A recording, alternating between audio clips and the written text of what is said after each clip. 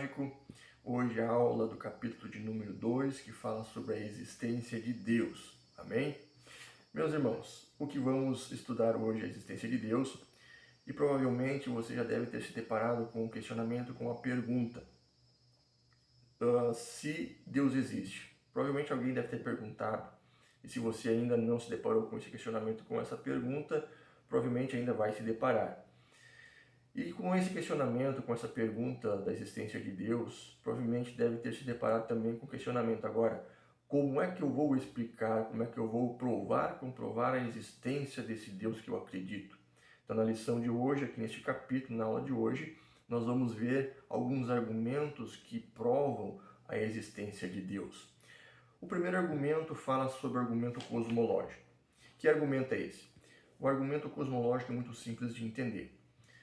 Basta nós olharmos para o céu, observarmos as estrelas, os planetas, o Sol, a Lua, toda essa criação. Ali nós podemos entender que há um ser que criou todas essas coisas, porque tudo se mantém no seu devido lugar. Por exemplo, o Sol, os cientistas já provaram que o Sol está milhões de anos colocado num lugar e ele não se moveu 1 centímetro nem para frente nem para trás. E também provaram que se o Sol se mover 20 centímetros para frente, para mais perto do planeta Terra, nós, os seres humanos, toda a criação seria queimada, seria destruída por causa do aquecimento. 20 centímetros apenas, o Sol se aproximando da Terra exterminaria tudo por causa do seu calor. Da mesma forma, se o Sol ele retrocedesse, ele viesse para trás 20 centímetros, nós também não sobreviveríamos. Por quê? Porque a Terra entraria numa era glacial. Ninguém sobreviveria porque a Terra se tornaria tudo em gelo. Amém, meus amados? Dentro dessa explicação, o ser humano também tentou explicar a criação desse cosmos, das estrelas, dos planetas, tudo no seu lugar. O ser humano, os cientistas tentaram explicar dentro de uma teoria chamada de teoria do Big Bang, de uma explosão, de uma massa muito densa, de um gás cósmico que explodiu e trouxe tudo a existir, criou todas essas coisas. Mas dentro dessa teoria muito bem elaborada chamada Big Bang, tem um questionamento. Da onde surgiu essa massa densa? Da onde surgiu esse gás cósmico que aconteceu, provocou essa explosão para que tudo viesse a existir? A única maneira que a mente humana consegue assimilar é a existência de um outro ser, ou seja, a existência de um Deus, o Deus que eu e você acreditamos que existe. Essa é a explicação do argumento cosmológico. Amém, meus queridos? O próximo argumento é o argumento ontológico. Que argumento é esse? É uma ideia criada por Platão de Atenas, que ele traz duas ideias, dois argumentos. O primeiro dele é um ser que vem em primeiro lugar e que se sintetiza, ou seja, um ser que criou todas as coisas, que criou eu e você. E o segundo argumento dele é a lógica. No primeiro argumento de um ser que cria todas as coisas, ele, o ser, o Deus que criou todas as coisas, ele criou eu e você, criou o planeta, e ele, por criar todas as coisas, por criar o ser humano, por criar o planeta, ele também a sustenta, ele também a mantém. Essa é a ideia que Platão trouxe, de um ser que vem primeiro, o argumento de Platão. Um ser que vem primeiro e que criou alguma coisa, e por criar alguma coisa, ele mantém essa coisa, ele continua sustentando essa sua criação. Esse é o primeiro argumento de Platão. O segundo argumento de Platão é a lógica. De que forma que ele traz esse argumento da lógica? Também observando a galáxia, observando as estrelas, os planetas, toda a criação no planeta Terra, a natureza, os animais, o ser humano. E é lógico que toda essa criação, tudo no seu devido lugar, tudo se mantendo no seu devido lugar, há uma lógica por trás disso. Há um Criador que a sustenta e mantém. É óbvio, é lógico que existe um ser superior que cuida, mantém de sua criação. Amém? O próximo argumento que nós temos aqui é o argumento teológico. O que a teologia traz como argumento? Também a própria natureza. E aqui dentro da explicação da lição nós temos um exemplo que na natureza existem as aves e dentro das aves tem um serzinho, um pássaro muito pequeno, minúsculo. E ele tem suas próprias características. Que características são estas? O seu tamanho. O seu tamanho, ele é minúsculo por ser um ser pequeno. O que há dentro dele que o mantém vivo? Um coração minúsculo que impulsiona sangue para que suas asas batam. As suas asas batem 80 vezes por segundo. Olha tantas vezes que ele consegue bater as suas asas. Uma característica muito interessante desse pequeno ser. E para que ele consiga se manter no ar, o único pássaro em meio às aves que se mantém parado, voando, batendo suas asas 80 vezes por segundo, precisa de um coração para impulsionar sangue e pulmões para oxigenar esse sangue, para impulsionar suas asas, para movimentar esse minúsculo corpo. Um minúsculo coração e um minúsculo corpo, minúsculos pulmões e um minúsculo corpo, tudo muito pequeno, colocado em perfeita harmonia para manter vivo esse pequeno ser. E por trás desse pequeno ser também tem os seus filhotes que são menores ainda. E esses filhotes também possuem corações minúsculos, possuem pulmões minúsculos. Somente um Deus, um ser todo-poderoso, que tem um poder imenso para criar um ser tão pequeno. Outro ser muito interessante de nós analisarmos, nós podemos olhar para as formigas. Olha o tamanho, tão minúsculos, a menor, a minúscula formiguinha. Olha o que pode ter dentro daquele serzinho, né? Somente um argumento nós podemos ter dentro da teologia é a própria formiga. Né, pelo seu tamanho, existe realmente um Criador, um ser superior que tem poder para criar um ser tão minúsculo, com tanto cuidado, com tanto amor e ainda o mantém, né, sobre as suas mãos protegido, dando a devida existência, mantendo essa criação. Somente Deus. Esse é o argumento teológico, a própria natureza. Amém, meus amados? O próximo argumento é o argumento histórico.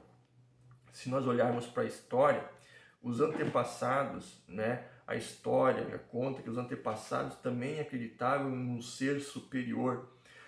E a nossa história, a própria história brasileira, também tem, né, um argumento histórico.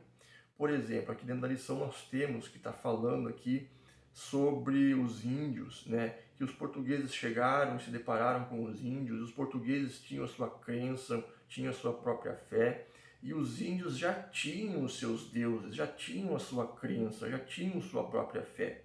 Então, o argumento histórico nos mostra que a história declara a existência desse Deus. Aqui na lição nós temos a história dos índios, né? Que eles acreditavam no Deus Manon, o Deus que veio em primeiro lugar, o Deus criador que deu origem a todas as coisas, né? E também Maíra, um Deus, né, por ser um Deus transformador, o Deus da metamorfose. Esses eram os deuses, então, dos índios, os índios da tribo Tupinambá, né, que existiam aqui no nosso Brasil. A história, então, a própria história conta e fala e declara da existência de um Deus. E a história brasileira também declara da existência de um Deus. Por quê? Porque os nossos antepassados, os próprios índios, eles declaram na sua fé, né, que acreditavam na existência de um Deus.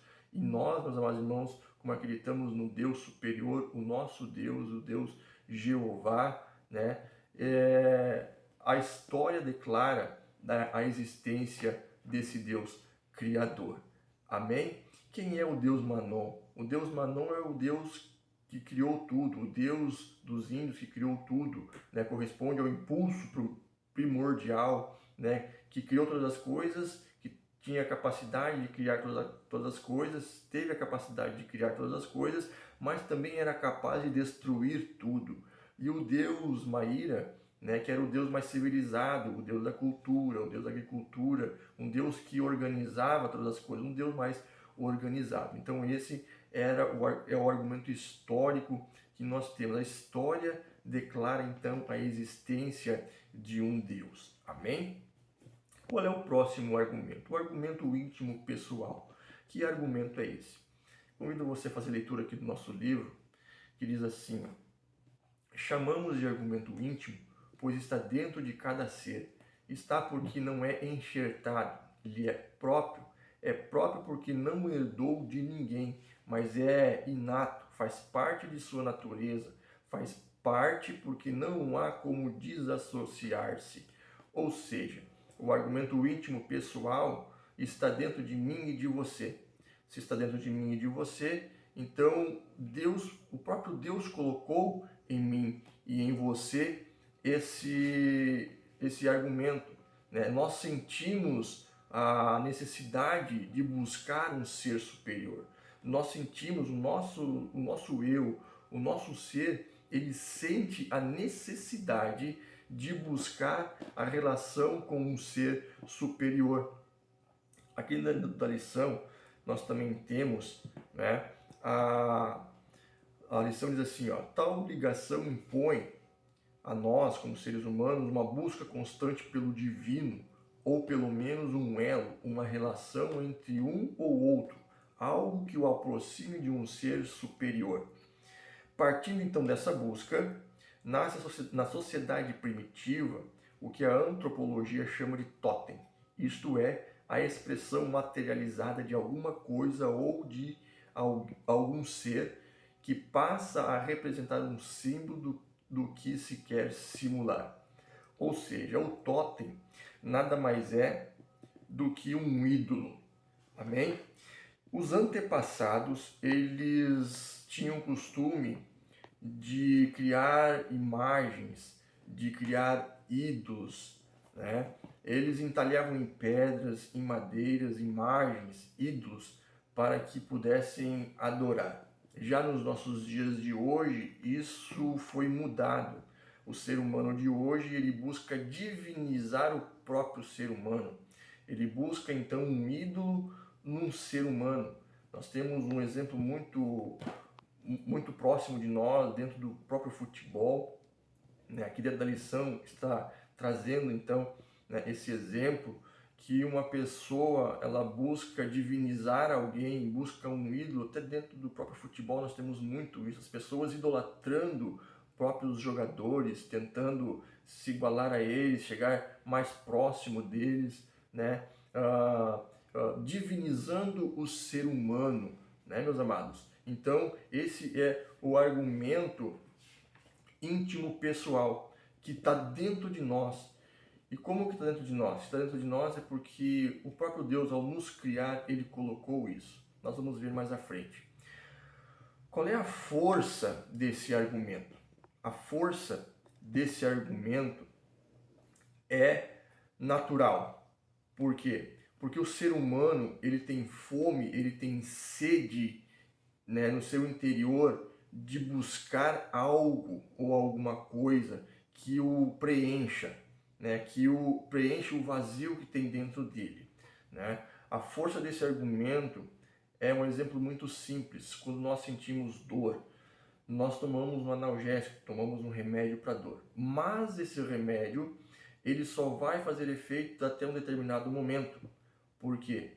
Porque se não for tratado a causa dessa dor, não for procurada a causa dessa dor, né, a dor vai voltar. O remédio, né, ou o analgésico, simplesmente ele vai acalmar momentaneamente.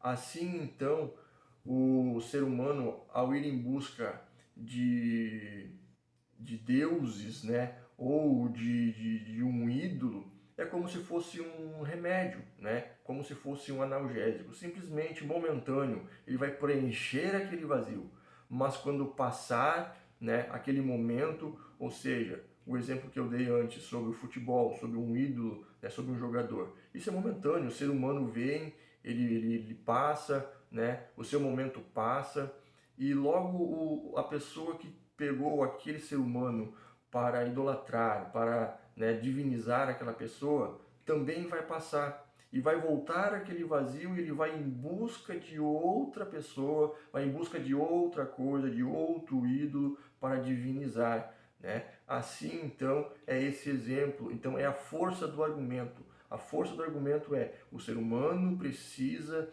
ir em busca de um Deus. Ele precisa ir em busca do Deus que veio primeiro. Ele precisa ir em busca desse Deus real e verdadeiro para preencher o vazio que há dentro dele. Amém?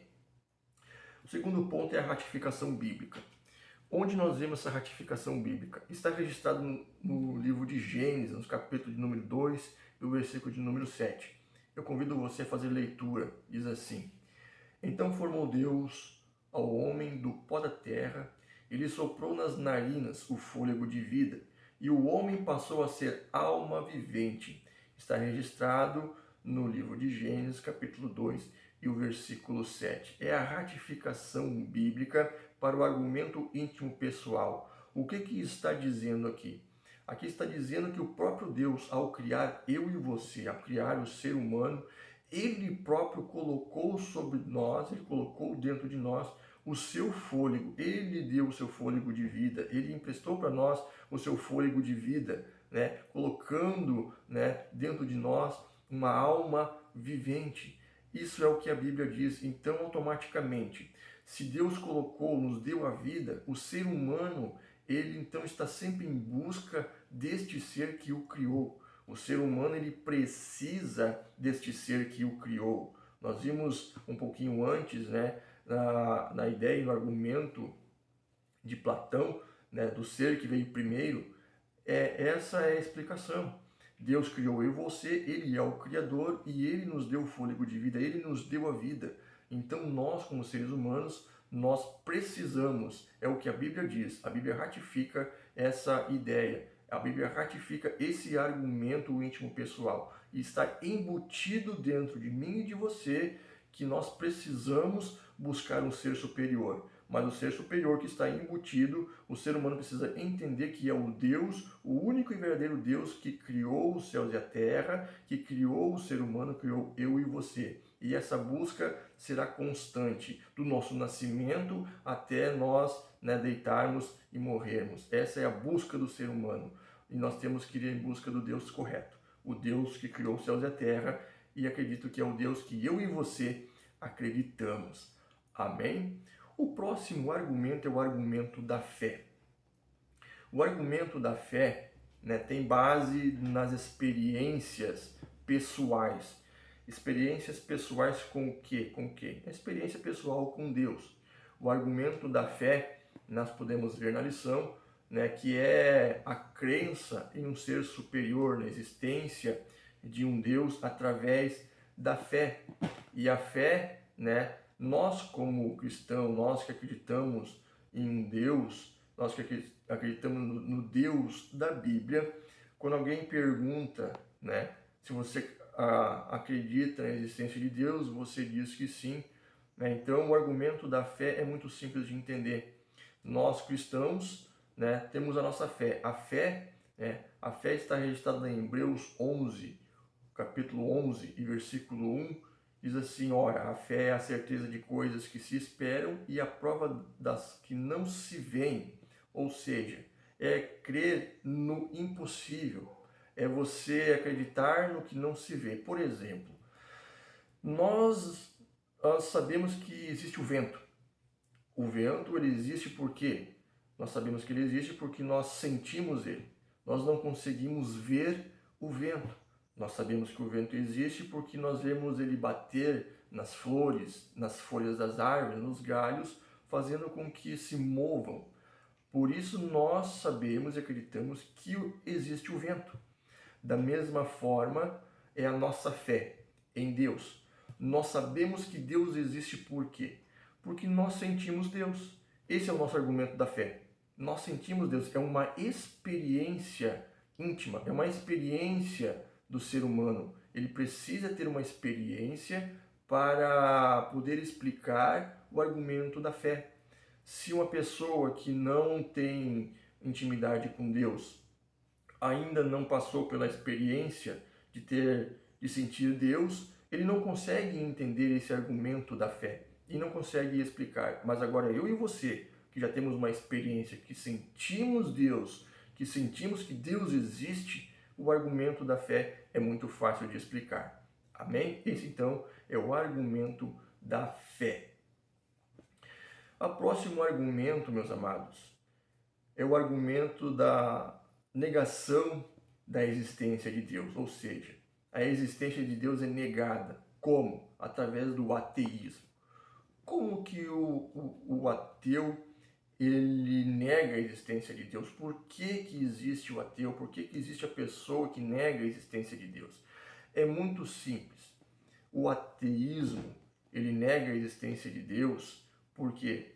Porque se torna muito fácil. A lição aqui nos declara em palavras muito fáceis de entender. Diz assim, ó, é natural e fácil de entender por que Deus não existe para o ateísmo.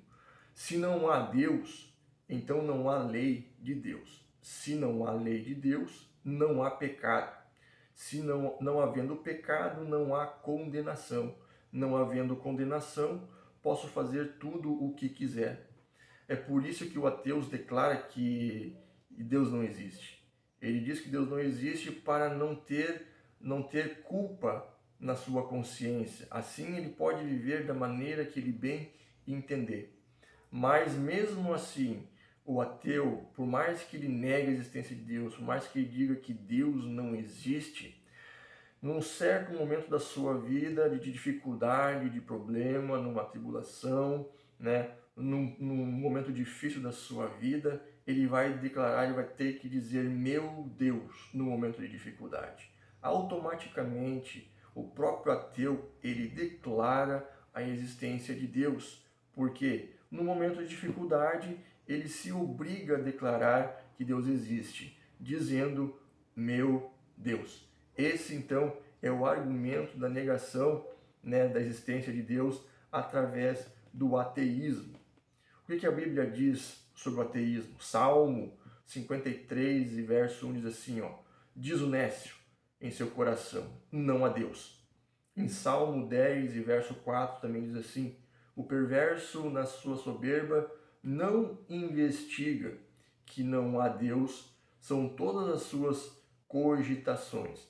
Ou seja, para dizer que Deus não existe, você precisa provar isso. E o ateu não consegue provar que Deus não existe. Amém? A própria Bíblia já está declarando tudo isso para nós, esse conhecimento. E é o que nós estamos aprendendo, então, dentro da teologia. O estudo, né, de Deus, o conhecer mais a Deus. Eu quero fazer a revisão com você aqui do nosso estudo, que está dentro do nosso livro. As perguntas são as seguintes. A primeira pergunta. Os seguintes argumentos comprovam a existência de Deus. Com base no texto, relacione as colunas a seguir e responda. A primeira pergunta, né, para você marcar, está estrelas, planetas e cometas. Qual é a letra que corresponde a esse argumento? Qual é o argumento que corresponde a essa pergunta? Estrelas, planetas e cometas se relacionam à letra A, ao argumento cosmológico. Esse é o argumento, né, que se relaciona com estrelas, planetas e cometas. O argumento cosmológico, então, a letra A corresponde à primeira pergunta.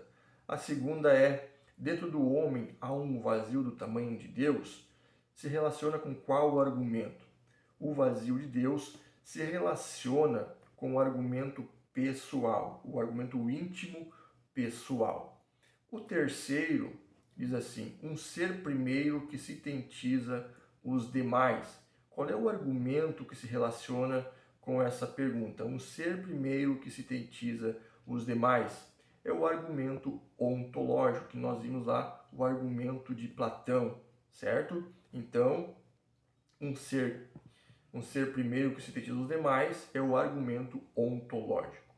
A próxima, o número 4, diz assim, acima de tudo está o Senhor. Que argumento é esse? Acima de tudo é o argumento teológico, aquele argumento que nós vimos da natureza, né, do pequeno pássaro, o beija-flor.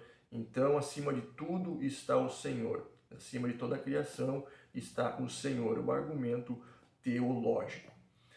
O número 5 diz assim: em toda a história da humanidade encontramos a busca pelo sagrado. Qual é o argumento? Em toda a história da humanidade encontramos a busca pelo sagrado. É o argumento histórico, ou seja, a letra D. A segunda pergunta diz assim: qual a força do argumento pessoal? Qual é a força do argumento pessoal? A força do argumento pessoal é o vazio que existe dentro de cada ser. Nós vimos na lição, né? O vazio que existe dentro do ser humano. Ele precisa preencher este vazio, né, com Deus, com alguma coisa. Mas nós precisamos, na verdade, preencher este vazio com Deus. O vazio que existe dentro do ser humano é o vazio de Deus. Então a força do argumento, né, do argumento pessoal, é o vazio que existe dentro do ser humano. A última pergunta é a seguinte: o argumento pessoal tem base bíblica? Explique. O argumento pessoal, sim, tem base bíblica. Nós vemos na lição que está em Gênesis capítulo 2, versículo número 7. Deus criou o homem e lhe deu vida através do seu sopro. Tirou de dentro dele e colocou dentro do homem uma alma.